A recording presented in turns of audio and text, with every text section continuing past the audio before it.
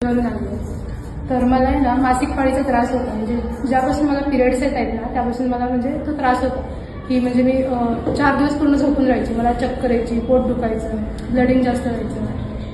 मी खूप सारे दवाखाने केले, म्हणजे लोक जे सांगतील त्या दवाखान्यात मी जायचे. तर मला काय व्हायचं, तात्पुरता फरक यायचा, परत जे आहे ते आहे म्हणजे परत चालू व्हायचं. तर मग मला अश्विनी मॅडमनी रियांश अमृत ज्यूसबद्दल सांगितलं होतं.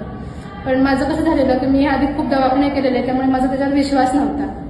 तर मी तेव्हा त्यांना नाही म्हटले, पण मी त्यांचे स्टेटस रोज बघायचे. तर असंच बघता बघता म्हणजे ते रिझल्ट बघायचे, तर मला असं वाटतं एवढ्या लोकांना फरक पडतोय, मग मला का फरक पडणार नाही.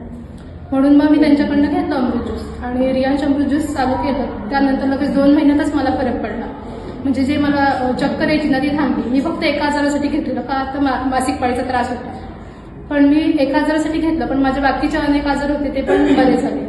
रोज सकाळी उठल्यावर मला चक्कर यायची, म्हणजे खूप थकवा यायचा, कोणतीच कामं मी करू शकत नव्हते. पण ते अमृत ज्यूस घ्यायला लागल्यापासून सकाळचा थकवा पण माझा पूर्णपणे गेला.